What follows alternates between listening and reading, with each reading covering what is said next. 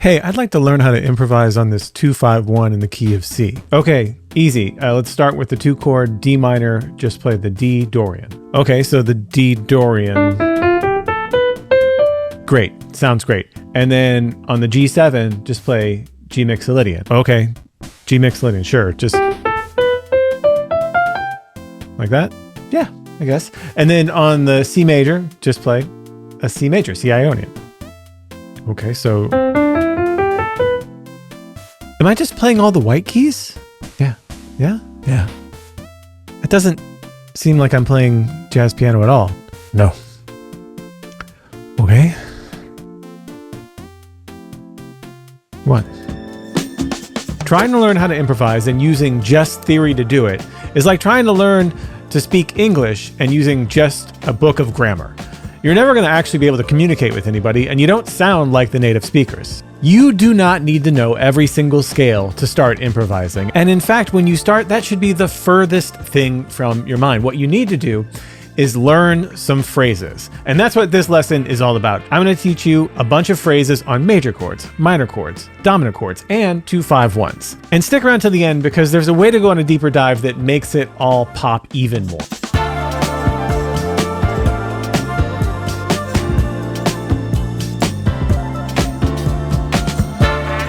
As always, there is a PDF for this lesson, so you can grab that in the description. That's yours. That's free. You can take that. And of course, this lesson is brought to you by Open Studio. Go to openstudiojazz.com where we talk about this stuff on a daily basis. Now, there's nothing wrong with theory. Theory is a great way to describe what's happened, but it's not a great way to get started with what's happening.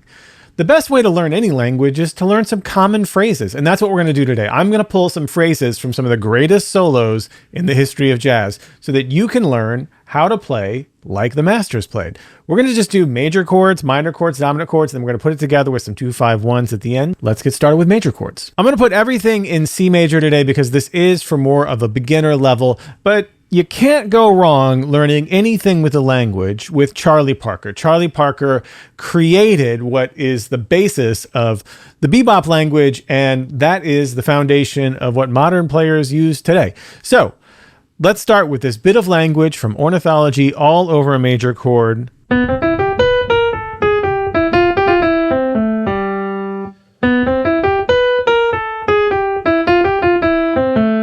It's simple. You don't have to know any scales. You don't have to know the theory of what's going on. When you see a major chord, you can play this. When you see a major chord, you can play this. One more time for the people in the back. When you see a major chord, you can just play this, and it's going to sound great every time. Now, again, we have it in C.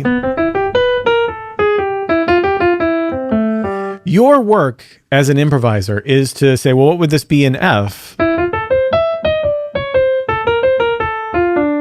Or what would this be in B flat?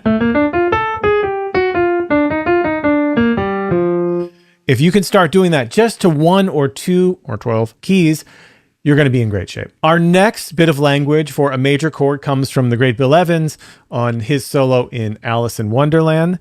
And it's pretty simple. When you see a major chord, you can play this.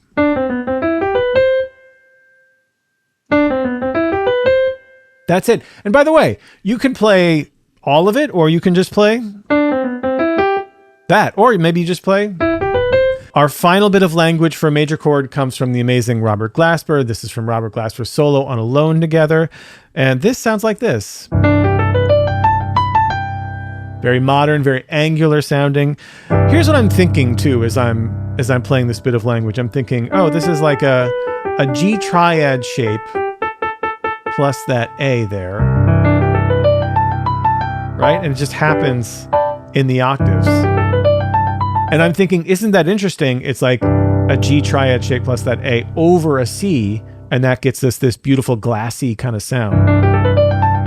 No pun intended. But it really does make this sort of sharp sound when you play that G triadish stuff over C. Now again, that's theory to explain it, but you don't have to know that. When you see a C chord, you can just play this. I'm happy to give you all of these chords, by the way, but if I were you, I would also. Now for minor chords, here's a great bit of language from Coleman Hawkins on his solo on Body and Soul, typically in the key of E flat minor, but we are going to do all of our minors on D minor. So if you see a minor chord, you can play this. And again, if you want to start thinking about how to recreate it, think about like, well, where does it start? Oh, it starts on the 5th of that D minor. It goes down to the 3rd. It kind of surrounds the D, half step below, E above. Again, I'm just theorizing so that I can remember it. It's not because we need to know theory. That's how theory is best used, in my opinion, is go with the sound of the language that these great musicians were speaking. And then when you need to like figure it out and repeat it, think about what's going on. Next up, something you're probably going to recognize. This is Miles Davis's phrase on So What. This is just a fragment, actually. It can go on for a while.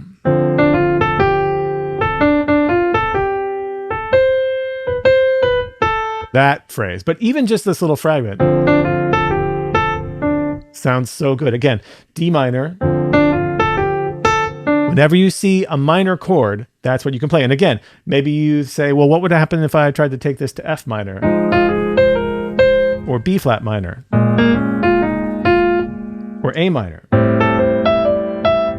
Again, being able to figure out where does this go in different situations is so crucial. So that way, if you're playing a tune in G minor, you have that bit of language with you. Finally, our last bit of minor language is from my buddy Peter Martin on his tune Cuba, New Orleans. Peter plays this beautiful lick. This is reminiscent, I think, of a first time I heard this, someone do this lick was Lester Young, but I love what Peter does here with this little bluesy double stop. Check it out. So this sounds like this in D minor.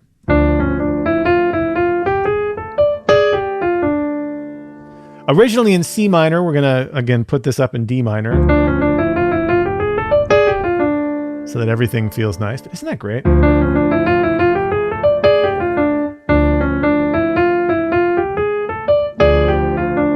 Again, you don't need to know why this works or what's going on, but if you see a D minor or any minor, just play this. It's going to sound great. And then again, if you're curious about what's going on, study it, investigate it. Ask yourself, what is going on here? That's how you get it. Again, I'm having a blast sharing all of this with you. Don't forget to download the PDF so that you can take all of these bits of language home with you. And then just a reminder that if it were me, I would definitely just investigate it just a little bit. Just ask yourself, what's happening here? Why do I like this?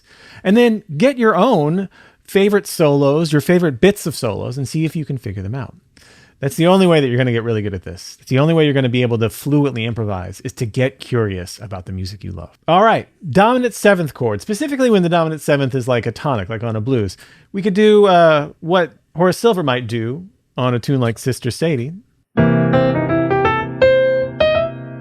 Probably heard that before, but this is tried and true. And again, you can use just a fraction of this. You can use just a bit of it, right? Or maybe make it your own, or maybe just all of that is fair game. Again, there's no rules to this. We're just collecting sounds that we like. If you see a dominant chord, play that.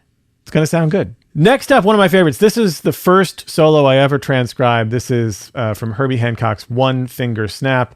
And this is, if you're ever playing like on a C7 sus chord with the sort of C, F, B flat shape. But it also, by the way, it works on just a regular C7. But this is so beautiful. 1, 2. Isn't that gorgeous? It's such a cool bit of language. And again, as it's happening, I'm thinking, okay, we're going to start on that, the tritone away from the root, and then surround the G. And it's almost like we're going up a G minor scale. So that's what I'm logging so that I can remember this. And the G minor would be like the 5th from C, you know? And that makes me think like, oh, I could probably play on G minor stuff on a C7.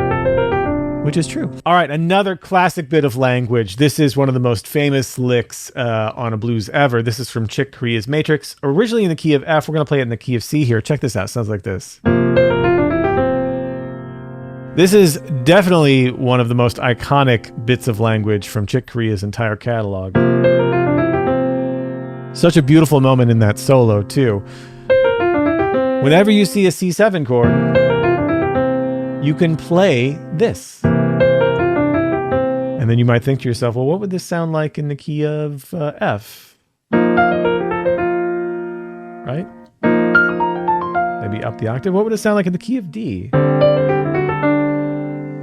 All of those are good questions, but that's how you lock it in. I hope you're digging this. I love showing it to you, and I hope you're going to use some of these. But also, if I were you, I would definitely...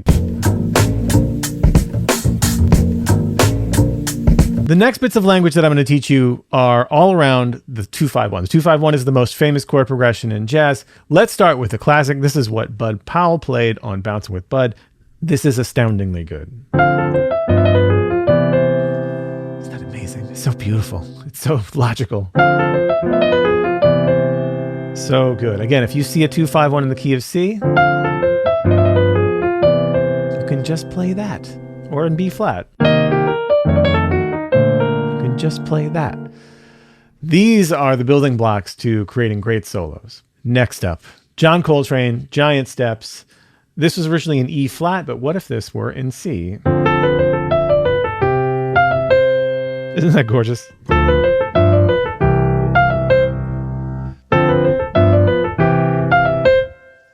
There it is. And again, maybe we think, oh, well, what would it sound like in E flat? Being able to transpose that helps to lock it in the intervallic ways that we need to be able to improvise in any key. And finally, one of the all-time great 2-5-1 licks from O.P., Oscar Peterson. His Night Train album, the tune Night Train, early on in the solo. Originally in the key of G. We're going to play it in C, of course. And we're going to start on this 2 chord. The first thing to notice is that Oscar's going to play the 2 dominant, not the minor 7, but the D7.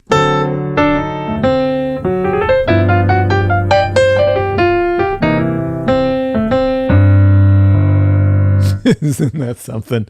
Isn't that great? Check it out again.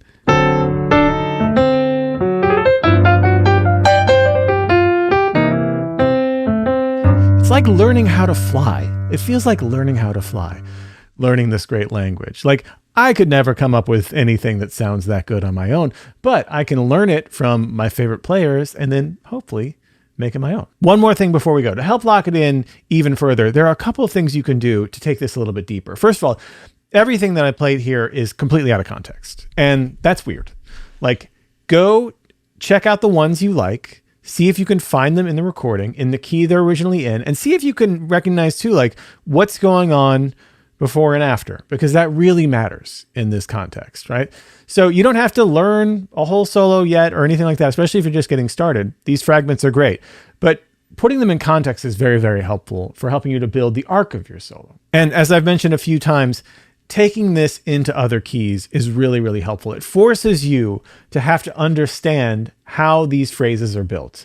If you have a phrase in C and you have to take it to F or B flat or G or E flat, it makes you think about the relationship of the intervals to the chord change. That's teaching yourself theory, but it's not really theory. It's just how music works. I didn't get that.